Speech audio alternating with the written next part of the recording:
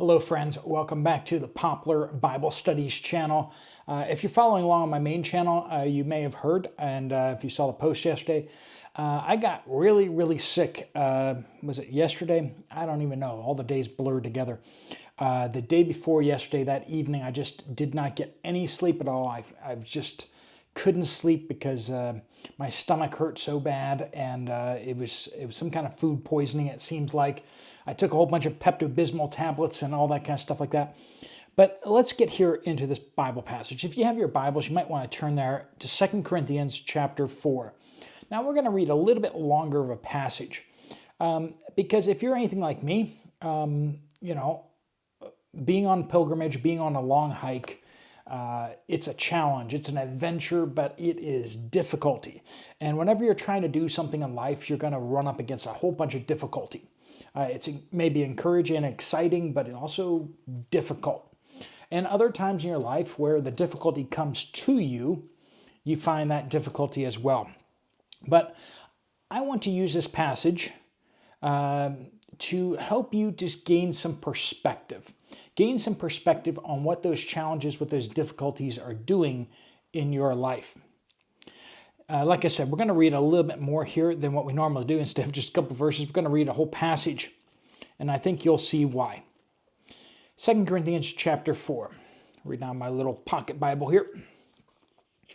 Therefore, since we have this ministry of reconciliation that we're entrusted to help other people reconnect with God, we do not, as we have received mercy, he's referring back to where he was talking about before, that while we have sufferings, we also have encouragements, we have mercy and grace that we get through the Spirit. Therefore, since we have this ministry, as we received mercy, we do not lose heart. Why not? But we have renounced the things hidden because of shame, not walking in craftiness or adulterating the word of God, but by the manifestation of truth, commending ourselves to every man's conscience in the sight of God. And even if our gospel is veiled, it is veiled to those who are perishing. So other people may not be able to understand how we can receive the sufferings, and then we see this as an opportunity to reach them. And we see this as an opportunity to bless other people. And people are like, what are you doing? Why? And it's veiled to them. In whose case the God of this world, verse 4, has blinded the minds of the unbelieving so that they might not see the light of the gospel of the glory of Christ, who is the image of God. For we do not preach ourselves, but Christ Jesus as Lord, and ourselves as your bondservants for Jesus' sake. For God, who said, light shall shine out of the darkness, is the one who has shone into our hearts to give the light of the knowledge of the glory of God in the face of Christ. Through Christ's difficulties, through his sufferings, God shone into our lives. And then Jesus said, follow me. Pick up your cross and follow me. And the amazing thing is that through our difficulties, through our challenges, through our sufferings, Christ often shines through us into other people's lives. We often think that we want to do the Instagram filter, right? Now, a lot of you, that's me talking a little too Gen Z or millennial or whatever. But the idea of putting up all the fancy pictures on Facebook so that everyone thinks that your life is great.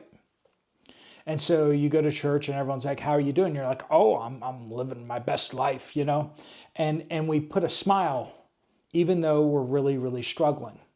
But what we don't realize is that it's actually according to God's will that he uses our suffering. So it's not to say that we should always be going around being a Debbie Downer, like, oh, I have it worse than you do, But this idea that we can be honest about our struggles, we can be honest about our sufferings, not losing hope, right? But knowing that God is using this and can use this in other people's lives. We're in verse 7 now. You may have heard this verse before. But we have this treasure, God's wonderful treasures, in earthen vessels, so that the surpassing greatness of the power will be of God and not from ourselves. We are the earthen vessels, and the Holy Spirit entrusted to us, the power of God in us, is the treasure. Intentionally, we are fragile, cheap vessels, okay? We're disposable. Our physical bodies are disposable. Now, these are not our eternal bodies. These are not the way it's intended for us to be. We are eternal souls who will have eternal bodies.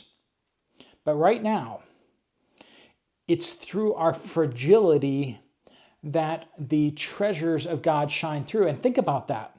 If the treasure's inside the vessel, how do people see the treasure? Unless the vessel gets broken, unless there are cracks, unless there's holes punched in the vessel.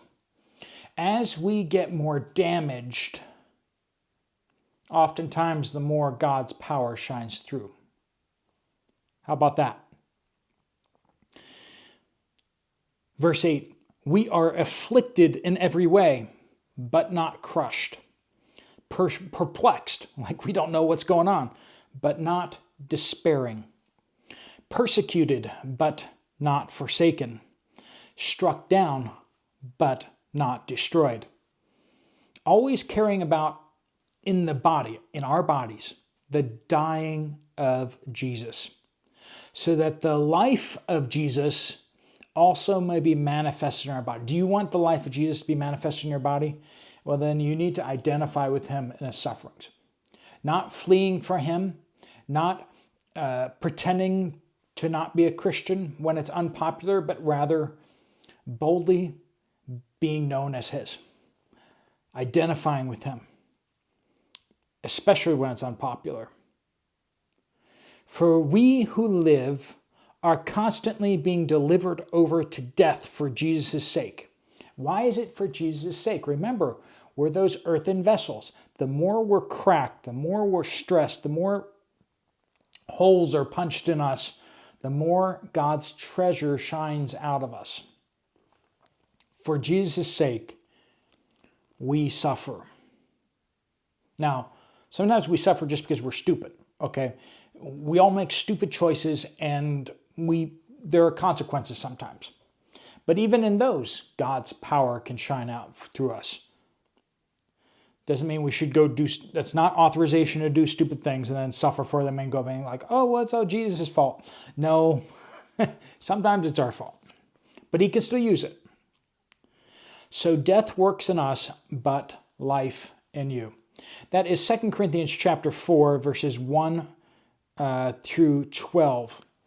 And as you can see, that passage speaks a lot to how our difficulties and our trials, sometimes we should enter into trials, and I think that was part of the rationale for coming out here and going on pilgrimage, to meet more people, instead of hiding in my studio up in my upstairs of my house all the time, but actually really getting out there and really meeting more people and to struggle alongside them. The military calls it trauma bonding. Whereas everyone's suffering a whole bunch, they get kind of glued together. And sometimes we need to enter into that in the hopes that we can meet more people and connect with people. But a lot of times it comes to us. And that's where it really comes in, to not lose hope, not despairing, but knowing that there is a purpose and to trust God in it. Difficulties and trials, especially when we don't bring them on ourselves, especially when they just kind of happen to us, can be very difficult. I like that word in there, perplexed, right? Perplexed. Does anyone here ever feel perplexed? Why is this happening to me? I don't get it. And yet, God does get it. And we can trust him. That he's using this not only for our own good, in ways that we maybe can't yet understand, but he's using it also for the people around us. All right, friends, 2 Corinthians chapter 4. Check it out, read through it, and see if there's some more things in there that God has saved for you. Thanks so much for joining with us. I will continue on these Bible studies as best I can. I'm feeling better. I'm going to be back to get my trekking poles out and walking again tomorrow, and trying to get some miles under my belt. All right, friends. I will see you guys again tomorrow. Until then, God bless you all.